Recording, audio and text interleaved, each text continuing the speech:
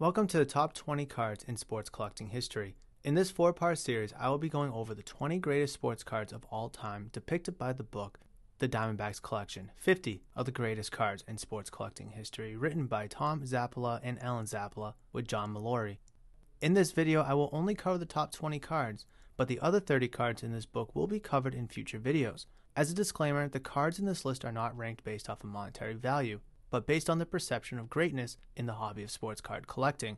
However, the cards in this list can carry a high price tag. This is part 3 of our journey. Number 10, 1934 Goudey Lou Gehrig card number 37. Over the past several years, some vintage cards have gained tremendous momentum in the market as collectors have either gained more appreciation for certain issues or changed their view entirely about them. One such card happens to feature Lou Gehrig, this time from the 1925 Exhibits set, which is considered by many to contain the rookie of the Iron Horse. Yet, while that specific Gehrig card has escalated in value more than any other in that time frame, the issue that is most closely associated with the Yankees icon and his most visually attractive is the pair of beauties found in the 1934 Goudey set.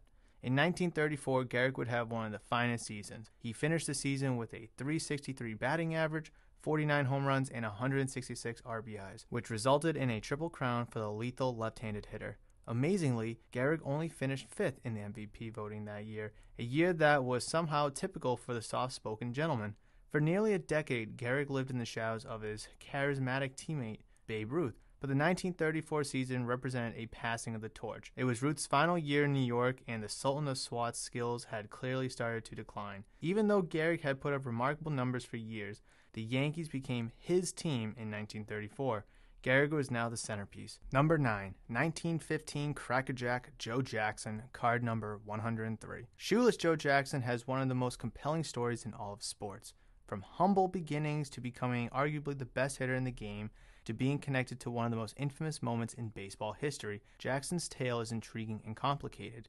To this day, arguments rage on as to how involved Jackson was in the 1919 Black Sox scandal. That shred of uncertainty has in some ways kept the tale alive, decade after decade. The legend of Jackson has not been harmed by it, but instead the interest in his collectibles has increased because of it. Of all the examples available to us, Jackson is the perfect, what could have been, figure to elevate. There aren't very many different Jackson cards to choose from, and there is no doubt that some others are far more valuable grade for grade, but the Crackerjack Jackson cards are his most popular. The eye-grabbing color and pleasing image of Jackson makes this card most visually attractive issue. In 1914, Crackerjack decided to include cards with their sticky, sweet treat.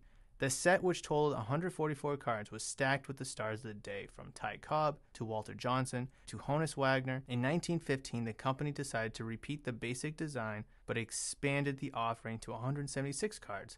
The 1914 and 1915 Jackson cards appear identical on the front, but the reverse on all the cards in the 1915 release was printed upside down. Number 8, 1951 Bowman Mickey Mantle card number 253. Even to this day, the 1952 Topps Mickey Mantle is mistakenly referred to as a rookie card, when in fact the only recognized rookie card of the Commerce Comet resides in the 1951 Bowman set. After he briefly joined the club in 1950, without a plate appearance, the New York Yankees began the center field transition from Joe DiMaggio to Mantle in 1951, as it was the final season for Joltin' Joe. These were big shoes to fill for the youngster from Oklahoma, but Mantle rose to the occasion in a way that few could imagine at the time, eventually becoming the biggest star in the game for nearly 2 decades. The Mantle card, which is part of the tougher high number series, is one of 3 key rookies that anchored the 324 card release. The set, which began with a number 1 card of the fellow Yankee Hall of Famer Whitey Ford, also features the rookie issue of Willie Mays. For years, fans would argue as to who the greatest center fielder of the era was, Mantle or Mays. At the time, some would even toss Duke Snider's name into the debate for fun, and all 3 patrolled the middle of the outfield for New York-based teams. Mays proved to have superior longevity over the course of his career, as Mantle's body would break down over time, but the Yankees legend took a backseat to no one in his prime. Number 7, 1933 Goudey Babe Ruth card number 144. The 1933 Goudey baseball card set has often been referred to as one of the big 3 in the sport, along with the 1909 to 1911 T206 in 1952 Topps sets. The Gaudy issue rests comfortably in the middle of those two classics, nearly 20 years apart from each. When it comes to a card count, the Gaudy set is technically the smallest of the three, but the pound-for-pound star of the 240 cards within, if you count Napoleon LaJoie at 106, is unparalleled.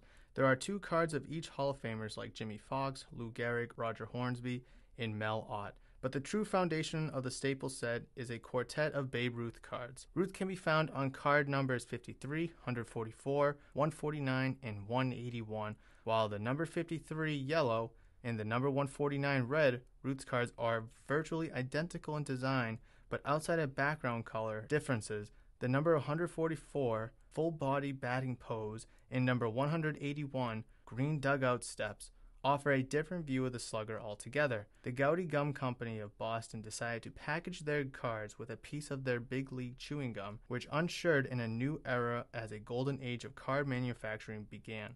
The hobby has already experienced T-cards, E-cards, and Cracker Jacks, but this was the first time that cards and gums were nestled together in one wrapper. The rest is history. Number 6, 1911 T3 Turkey Red Cabinets Tie Cobb, card number 9. When it comes to presents, the huge and vibrant 1911 T3 Turkey Red Cabinets are in a class by themselves.